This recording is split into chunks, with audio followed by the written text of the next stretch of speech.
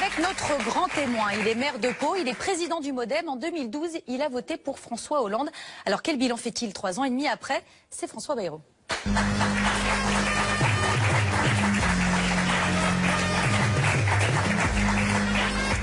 Bonsoir.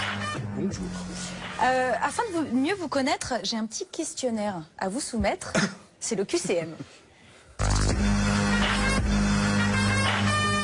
Ce sera très rapide. Marine Le Pen présidente, c'est joué d'avance, comme le déclare Malek Bouti, ça finira par arriver, comme le déclare Henri Guénaud, ou ce n'est pas une fatalité, comme le déclare Marielle de Sarnez? Ce n'est pas une fatalité. Pourquoi? Parce que Marielle de Sarnez l'a dit. Ce n'est pas une fatalité parce que quand on pense que quelque chose est dangereux, risqué, très mal pour un pays, ben on se bat pour l'éviter, et quand on se bat pour l'éviter, on gagne. Très bien. Le grand vainqueur des régionales sera le PS, les Républicains ou le FN? Je ne sais pas. Vous n'avez pas une petite idée? Non. Et un pronostic? Non, je fais pas de pronostic, c'est pas mon sujet. Donc vous n'avez pas peur du FN? En règle générale, non, je n'ai pas peur du Front National. Et même pour les régionales, le fait qu'il puisse remporter 2 régions? Pour quelque échéance que ce soit, je n'ai pas peur du Front National. Je pense qu'on ne se bat pas contre lui comme il faudrait se battre. Ah, alors comment il faudrait se battre? Je pense qu'on est impuissant, paralysé, Tétanisé? inaudible, désespérant pour les gens. Je parle de la vie politique traditionnelle comme elle se développe.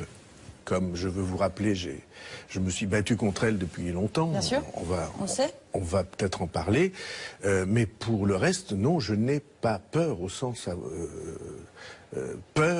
fasciné, les gens sont fascinés par le Front National, ils regardent ça comme le prochain boa constrictor. Moi, je n'ai pas peur des boas et encore moins des constrictors. Très bien.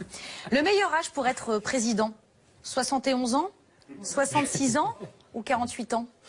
Alors, Giscard me disait autrefois, Éric Zemmour sait bien que j'ai beaucoup fréquenté Valéry Giscard d'Estaing, dont j'ai été le bras droit pendant longtemps. Il disait, le meilleur âge pour être député doit commencer par un 3, pour être ministre par un 4, pour être Premier ministre par un 5 et pour être président par un 6. Inutile de dire qu'à l'époque où il disait ça, son âge à lui commençait par un 6. Mais il avait été président à 48 ans. En plus. C'était pas ça, c'est vrai. Je pense qu'il était trop jeune, qu'il n'avait pas le recul nécessaire. Vous savez, dans ces fonctions, il y a un alcool très puissant. Et l'ébriété du pouvoir, il faut avoir beaucoup mûri pour l'éviter. Enfin, sauf que le président du temps de Giscard n'est plus du tout le même que celui d'aujourd'hui. Il n'a pas le quart des pouvoirs qu'il avait. Alors je ne partage absolument pas cette idée. J'ai entendu Éric Zemmour la défendre. Je pense qu'elle est complètement fausse, l'idée d'Éric Zemmour. J'essaierai de montrer pourquoi. D'accord. Ça fera un débat. Bien sûr, c'est le but de cette émission. Ce qu'Éric Zemmour dit est partagé à peu près par la totalité de la classe politique française. Et moi, je ne partage pas ce sentiment du tout. Très bien. Alors je rappelais, parce qu'on ne l'a peut-être pas compris, mais 71 ans, ce sera l'âge d'Alain Juppé en 2017, 66 le vôtre en 2017 et 48 ans celui qu'aura Marine Le Pen. J'ai une dernière question à vous poser. La boulette que vous ne referez plus jamais, c'est soutenir la droite alors qu'aujourd'hui Nicolas Sarkozy, c'est Nicolas Sarkozy qui préside les Républicains. C'est voter à gauche ou c'est vous représenter à l'élection présidentielle? Je n'ai jamais voté à gauche au sens accord avec le parti socialiste. Ah vous avez pourtant voté pour François Hollande. Non, attendez. J'ai choisi à titre personnel l'alternance en 2017. En 2012. Ouais. J'ai choisi l'alternance. Là-dessus, c'est Et je Vous choisirez aussi en 2017 l'alternance d'ailleurs. C'est tout à fait possible. Parce que c'est ma liberté de citoyen. Ah mais bien sûr. C'est exactement la vôtre. Absolument, je suis d'accord. Si je faisais un peu d'introspection sur François Bayrou, peut-être on aurait des surprises sur le bulletin que vous avez déposé. Et donc, moi en tout cas, j'assume de manière absolument claire. En 2012, j'ai considéré que Sarkozy entraînait la France dans une direction qui était une direction très choquante. J'ai donc voté contre lui. Je n'ai pas fait d'accord avec le PS. La preuve, c'est que Justement, le PS m'a fait battre à l'élection suivante. Et après tout, ils avaient parfaitement le droit, puisque je n'étais pas dans un accord avec eux. Et donc, non, j'ai choisi l'alternance. Et j'ai tout à fait la liberté, chaque fois qu'il y a un scrutin, on a la liberté de s'exprimer quand on est un citoyen, ce que je suis. Merci beaucoup François Bayrou pour ces réponses concises. Alors on en sait un petit peu plus sur vous grâce à ce questionnaire, mais je vous laisse découvrir un petit peu quand même. Oui. Mais je vous laisse découvrir ce que vous n'êtes pas, c'est l'anti-portrait réalisé par Dimitri Kefelec. Tout le monde dans cette affaire ment. Quand Nicolas Sarkozy dit « à nous les baisses d'impôts », tu parles. Lorsqu'on a été au pouvoir, on les a augmentés de 120 milliards. François Hollande, il s'est fait élire en faisant de grandes déclarations sur le fait qu'il ne ferait pas de privatisation. Il en est à 120 milliards de privatisation faites. Bayrou, Hollande, Sarkozy sont sur un plateau. C'était en 1999 lors des élections européennes. Et déjà, François Bayrou, après avoir été ministre de l'Éducation sous 3 gouvernements de droite, aucune formation n'échappait plus à vos critiques. Parce que certains disent les mêmes choses avec les mêmes mots, ils s'y collent ensemble. C'est un homme libre, qui n'a jamais été coincé dans les contingences partisanes. La gauche, la droite, si vous avez annoncé voter François Hollande pour le second tour de la présidentielle de 2012, aujourd'hui votre préférence se tourne vers Alain Juppé. J'ai pour Alain Juppé beaucoup d'estime. Par vos revirements et prises de position, vous ne vous êtes pas fait que des amis. On peut fermer la porte, s'il vous plaît. François Bayrou, à droite, on ne vous juge pas toujours lisible. Il a commis là un crime de lèse Sarkozy qui lui vaut désormais une volonté, un désir de vengeance d'une partie de l'électorat de droite dure. François Bayrou, il est partout et nulle part, il est surtout nulle part d'ailleurs. Je reconnais que le centre est sans doute un peu compliqué à trouver parfois. Aujourd'hui, il porte une part de la responsabilité de ce que faisait François Hollande. François Hollande avait des atouts en 2012 et il avait pris des engagements. Et ces engagements, il ne les a pas respectés. Ancien député au Parlement de Strasbourg, c'est surtout l'Europe qui, dans la lignée du centre français, est resté le fil rouge de votre parcours. Vous la décrivez comme la clé pour peser sur l'avenir du monde. François Bayrou, vous êtes tout sauf eurosceptique.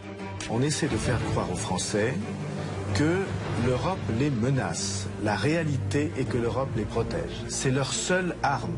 François Bayrou est évidemment un Européen, sans doute un fédéraliste. Mais ces engagements-là, ils sont devenus terriblement impopulaires. On est assis sur une bombe. Alors les Européens, les européistes, ils mettent leur drapeau dans leur poche. S'il y a bien chez vous une qualité que personne ne peut nier, c'est enfin celle de toujours essayer. Être le chef de l'État, voilà votre objectif. Déjà 3 tentatives pour y parvenir, peut-être une 4e. Si Sarkozy gagne la primaire en novembre 2016, François Bayrou sera candidat. Car François Bayrou, vous n'êtes pas résigné. Il ne s'use que s'il en s'en sert, mais comme ça n'a pas servi beaucoup, il n'est pas très usé, donc il peut être à nouveau être candidat. Si ce n'est président de la République, peut-être Premier ministre. Il jouera cette carte à fond. Un vote controversé, un centre difficile à faire exister, mais des ambitions toujours élevées. Voilà pourquoi François Bayrou, il fallait vous inviter. Eh bien, ça mérite qu'on en parle. Et pour commencer ce débat, Monsieur Bayrou, Éric Nolot a quelque chose à vous dire. Oui, d'abord qu'on est très heureux de vous recevoir. Vous étiez l'invité de la première de Zemmour et Nolot, vous êtes l'invité de la 110e et vous êtes même venu entre-temps. Et en l'honneur de ces 3 invitations, j'ai sélectionné 3 raisons pour lesquelles vous ne serez pas le prochain président de la République et je voudrais que vous réagissiez successivement à chacune de ces propositions. Alors, premier point, ça ne vous a pas échappé, on observe en ce moment une poussée aux extrêmes. Alors à l'extrême droite, avec la montée du FN et la droitisation des esprits dont certains de mes voisins ne sont pas tout à fait innocents, et à l'extrême gauche, les frondeurs du PS et la gauche de la gauche qui voudraient une autre politique. Donc, première objection, le centre n'est plus une idée pour le présent et sans doute plus une idée pour l'avenir proche. Première objection, à laquelle je vous laisse répondre. Est-ce qu'il y a une poussée vers les extrêmes? Oui. Est-ce que cette poussée vers les extrêmes est bonne? Elle est catastrophique. Et donc, comme elle est catastrophique, il faut bien qu'il y ait des gens pour proposer un autre avenir, un autre cap pour le pays. Bah, c'est d'une simplicité biblique. Donc, votre argument, pour moi, il va à l'encontre de ce que vous dites. Enfin, du coup, votre espace se réduit, puisque les gens sont... Les électeurs, pour dire les choses plus précisément, sont attirés... Est-ce que je puis vous dire quelque chose? Votre intervention, là, ça repose sur l'idée, et d'ailleurs c'était aussi... dans le sujet induit, susurré dans le sujet, que le rêve de ma vie serait d'être président de la République. Vous êtes quand même présenté 3 fois. Oui, vous avez beaucoup essayé. Oui, comme tous. Oui, parce que c'est peut-être le rêve de tous. Nicolas Sarkozy, son rêve est de se présenter pour la 3e fois. Bon, ben voilà, c'est comme ça.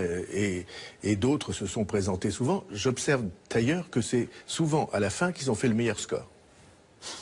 Oui, mais c'est moins votre ambition que le centrisme en tant que tel que je questionne. Attendez. Premier point. Moi, ça n'a jamais été l'ambition de ma vie. J'ai d'autres ambitions. J'espère écrire de bons livres. Ouais. J'espère, ça je suis sûr, avoir des enfants formidables. J'espère entraîner le Béarn et la ville de Pau qui l'incarne vers un horizon meilleur. Et j'espère être, pour une famille politique qui, pour moi, est cruciale pour le pays, quelqu'un qui l'incarne et qui la porte et qui, si besoin, la fera renaître. Voilà. Ça, c'est des rêves de vie. Après, vous espérez aussi redevenir député ou pas? Président de la République, je vais vous dire quelque chose. Je n'ai jamais pensé qu'être président, ça rendait heureux. C'est pas fait je pour. pense à peu vous près. êtes présenté quand même 3 fois. Je pense à peu près le contraire. C'est pas fait pour. Mais il y a des circonstances pour un pays, pour la vie d'un pays, où on a la responsabilité, le devoir, sans vouloir employer de grands mots, d'être là parce que personne n'est là. Sur la ligne que vous défendez, que je crois nécessaire, dont on va parler, vous êtes tous là. il n'y a personne qui ait, à mon sens, la juste vision. Et donc, on est obligé de voter contre, pour l'un, contre l'autre. Ah oui. En dépit. Pour l'un, en dépit des doutes qu'on a sur lui.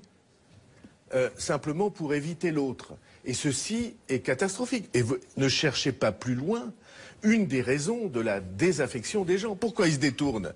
Parce qu'ils sont toujours obligés de voter contre.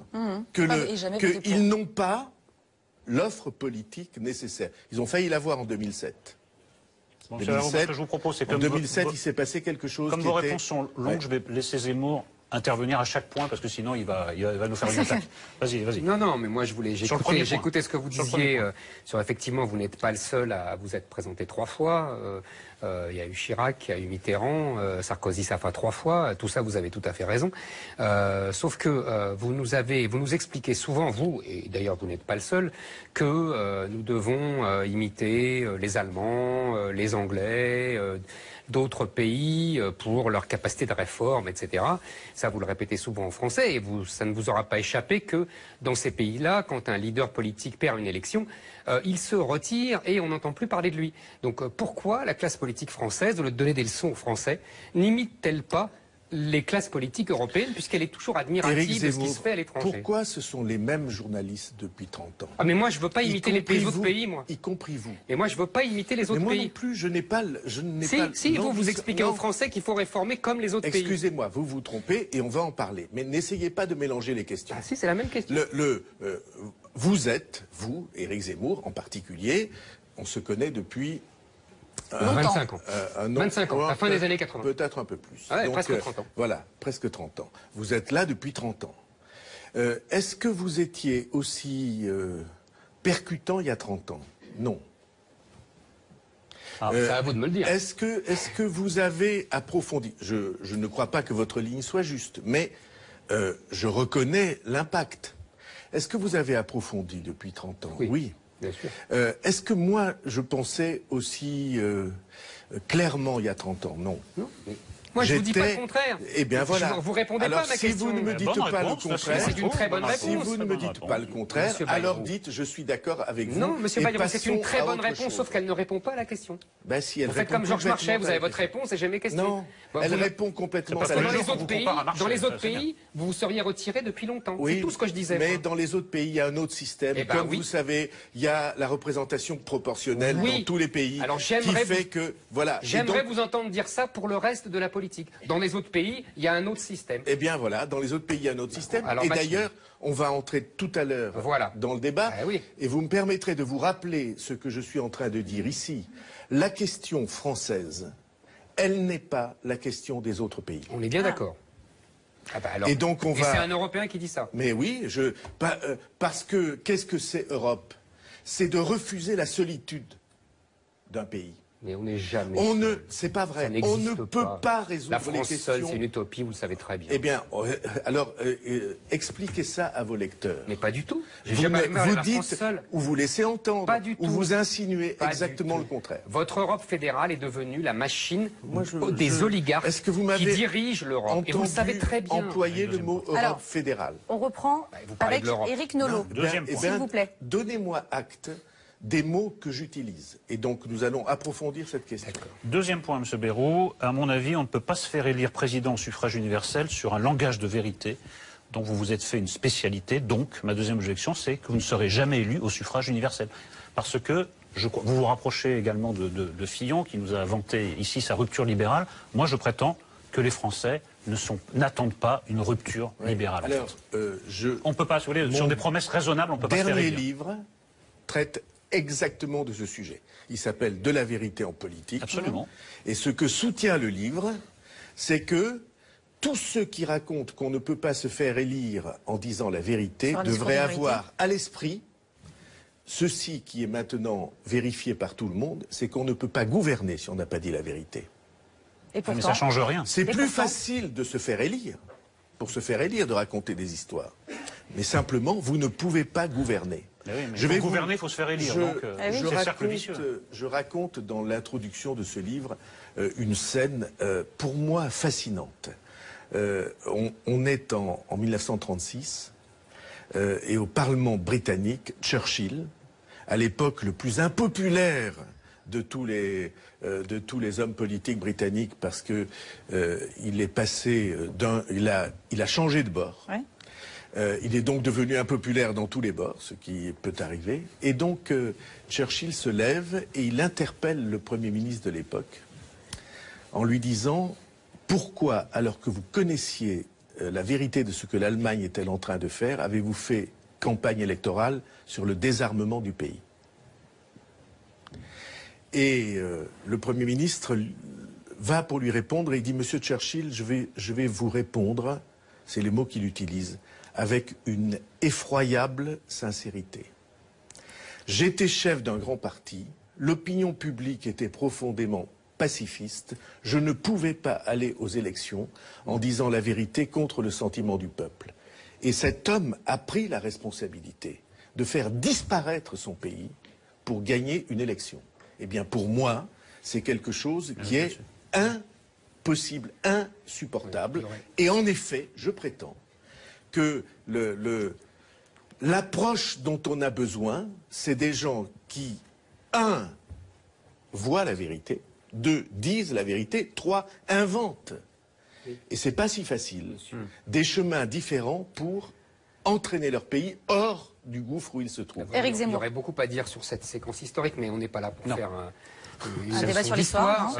En 36. Pourquoi il y aurait beaucoup à dire? Il y aurait beaucoup à dire parce que l'Angleterre en 36, en fait, est de mèche avec l'Allemagne. Et l'Angleterre veut laisser l'Allemagne abattre la puissance française définitivement et prendre l'Europe de l'Est. Donc c'est pas le pacifisme de l'opinion et c'est des mensonges. C'est pas le je vous sortirai. C'est quelque chose qui est Monsieur Bayrou, terrible. Il y a aujourd'hui des archives qui sortent. Quand vous dites la réponse de François Bayrou. Quand vous dites l'Angleterre, c'est exactement comme si vous disiez la France entre 40 et 44 voulait que. Il y avait peut-être. Ils n'étaient pas occupés, les Anglais. Peut-être des responsables. Ils n'étaient pas occupés, Monsieur Bayrou, les Anglais. Heureusement que c'est pas le débat, hein, messieurs. Oui, mais c'est lui qui a voulu que je parle. Moi, il y avait peut-être des responsables politiques, il y en avait, qui rêvaient de ça. Mais vous ne pouvez pas dire l'Angleterre. Je vous offrirai un livre. Un peuple. Eh ben, vous offrirez un livre. On en reparlera. On en reparlera. Non, mais c'est très impossible. Mais vous avez tort. Mais c'est pas du complotisme. Poursuivons le débat, Monsieur Bayrou. C'est pas du comme il y a du complotisme. Pas du tout, Monsieur Bayrou. Très bien, vous en parlerez une prochaine fois. Deuxièmement, il y a quelque chose que je comprends pas. Normalement, moi, quand je fais des livres, j'essaye d'écrire mes livres le mieux possible. Vous aussi. Donc j'imagine que quand on fait de la politique, on essaye d'en faire le mieux possible. Il ne s'agit pas de vérité, de mensonge, il s'agit d'être bon. quand le général de Gaulle revient au pouvoir en 58, il ment à tout le monde. Et ça donne le général de Gaulle. Il y a parfois des mensonges utiles. Il faut arrêter avec cette fausse naïveté en plus. L'important en politique, c'est de réussir pour le pays, bien sûr. Vous, alors je ne me permets pas de donner le son, hein, simplement je fais des constats. Vous êtes une incarnation de ce que Mauriac appelait la maladresse des habiles. En 2007, vous ne tendez pas la main à Ségolène Royal alors qu'elle a besoin de vous. Vous lui claquez la porte au nez alors que vous aviez les moyens de détruire, de diviser la gauche et de prendre vraiment le pouvoir pour le bien du pays. Et en 2012, vous faites l'inverse. Quand Hollande n'a pas besoin de vous, vous lui tendez la main et c'est vous qui prenez la porte dans la tronche. Donc moi, j'aimerais comprendre ce qui vous guide, ce qui vous mène. Là, vous me dites que vous soutenez Juppé et vous me rappelez exactement la phrase de Charles Pasqua qu'on a très bien connu, vous et moi, qui est « avec des amis comme ça, j'ai pas besoin d'ennemis ». Vous soutenez Juppé comme la corde soutient le pendu. Vous savez très bien que votre soutien le plombe auprès des électeurs de droite qui vous ont pas pardonné votre soutien à Hollande. Et vous savez très bien en plus que Juppé, s'il perd, c'est votre seule chance puisque vous pourrez alors vous présenter. Donc arrêtez de parler de vérité, de sincérité, etc. La réponse de François Bayrou. Depuis longtemps, c'est vrai qu'on n'a pas parlé depuis longtemps. Je vous ai connu... Là, vous vous rattrapez du coup. Je vous ai connu sensible, honnête dans vos jugements, et c'est pas ce que vous êtes en train de faire. Alors je vous dis ça du ton le plus alors allez-y, répondez-moi. Pourquoi je soutiens Juppé? Parce que je pense qu'il est dans la situation, ou qu'il est en situation, pour faire que la politique française fonctionne différemment. Parce qu'il n'est pas chef de parti. Parce que les deux partis, le PS et l'UMP... Essayez de ne pas être simpliste. J'aime bien quand on fait cet effort. Hein. Donc, ça fait 2 fois dans l'émission que vous proférez des choses qui sont un tout petit peu simplistes. C'est pas simpliste, c'est une réaction spontanée. Excusez-moi, je vais essayer de dire les choses. Allez-y, excusez-moi. On vit sous... l'Empire, comme on dirait dans la langue classique. On vit sous le règne de 2 partis qui sont depuis trop longtemps, dont les appareils sont depuis trop longtemps en intimité avec la présidence de la République. Je considère que c'est une erreur. Je pense qu'il faut faire échapper la France à cette fatalité-là. En cela, je ne fais que dire à ma manière... aujourd'hui, ce que le général de Gaulle disait dès après la guerre. Qu'est-ce que dit le discours de Bayeux? Le discours de Bayeux, pour les auditeurs, c'est le grand discours en 1947 où de Gaulle dit que il a refusé la 4ème République. Il est parti au nom de la vérité. Il a accepté d'être battu, puisqu'il va être après laminé comme parti quelques années après. Oui. Enfin, il gagne d'abord les... Et donc, De Gaulle, qu'est-ce qu'il dit? Il dit, il faut que le gouvernement échappe au jeu des partis, qu'il ne procède plus des combinaisons parlementaires, et qu'il procède du président de la République qui sera au-dessus des partis. Et aujourd'hui, ils ont récupéré tout ça. Et aujourd'hui, les partis ont tout récupéré. On est d'accord. Et la proposition que je fais, que je considère comme indispensable et nécessaire au pays, et que je défendrai mordicus, c'est qu'il faut précisément qu'on rompe avec cette dépendance. Mais Juppé est l'incarnation de ça, monsieur Bayrou. Et Juppé, il a fait toute sa carrière à l'ombre de Chirac. Si vous mais vous aussi, vous avez écrit des bêtises quand vous étiez aujourd'hui, peut-être vous essayez d'en écrire moins. Il a, sur ce point, changé. Il a échappé aux appareils. Il a payé un prix assez lourd pour précisément être en dehors des appareils. Donc, il a payé judiciairement un prix lourd. Il a depuis dirigé une grande ville. Il a appris à être plus, enfin, j'espère, différent. Et il est en situation. Et c'est pourquoi je dis, convenez avec moi que c'est assez rare, qu'un responsable politique qui a un socle électoral important dise, écoutez, moi, je suis prêt à le mettre à disposition de quelqu'un qui pourra, ou dont j'espère qu'il pourra, dont j'espère qu'il voudra changer les choses. C'est ce que je fais. Et c'est pourquoi il n'y a là-dedans aucune habileté, il n'y a là-dedans aucune ruse. Si j'avais voulu ruser, si mon obsession était d'être candidat à la présidence de la République, comme vous l'insinuez, bah, il suffisait que je le dise. Hein. Oui. Non. Je ne dépends de personne. Je ne dépends de personne. Comme vous l'avez fait avant. Simplement, quand je dis je suis prêt à l'aider, c'est vrai. Okay. C'est réel. Et alors du coup, Monsieur Bayrou, est-ce que vous regrettez d'avoir personnellement voté pour François Hollande? Je ne regrette jamais les décisions que je prends en conscience. En revanche, vous avez dit tout à l'heure, il n'a pas tenu ses engagements. En revanche, est-ce que François Hollande a tenu les engagements qu'il avait pris? Est-ce qu'il a été à la hauteur de ce qu'il avait dit? En rien. Mais c'est pas vrai. En rien. Alors, ben, je vais... C'est pas vrai, il a rien dit. Détaillez. Donc il a été à la hauteur de ce qu'il avait dit. Si, il y avait 60 promesses. Mais non, il n'y avait rien dit. Les promesses, elles sont plutôt tenues. C'est pour ça. Il y avait 60 je vais en promesses. prendre quelques-unes. Hein. Alors, en nombre. Après, en détail. Je vais en prendre quelques-unes. Ouais. Promesse essentielle. Dès 2015, je réduirai le déficit du pays au-dessous de 3%. Et ça se décrète pas. En 2017, nous serons à zéro, nous serons à l'équilibre. Monsieur Bayrou, il l'a essayé, il a augmenté les impôts. Oui, mais écoutez, franchement... C'était pas la bonne méthode. C'était pas la bonne méthode. Vous comprenez que derrière la boutade, il y a quelque chose de sérieux, vous avez compris. Non. Mais si, c'est sa méthode à lui. Alors, il n'a pas tenu sa promesse. Je ne parle pas des promesses sur l'emploi, parce que tout le monde voit ce qu'elles sont. Je vous rappelle qu'il dit, moi, président de la République, c'est dans la liste, je ne recevrai pas les partis politiques à l'Élysée parce que je ne veux pas me mêler de ce genre... Il a reçu Benamias 9 fois ou 10 fois, paraît-il. Donc il a plongé les deux mains jusqu'aux omoplates dans la tambouille politique, alors que la fonction présidentielle aurait dû, à mes yeux... l'écarter.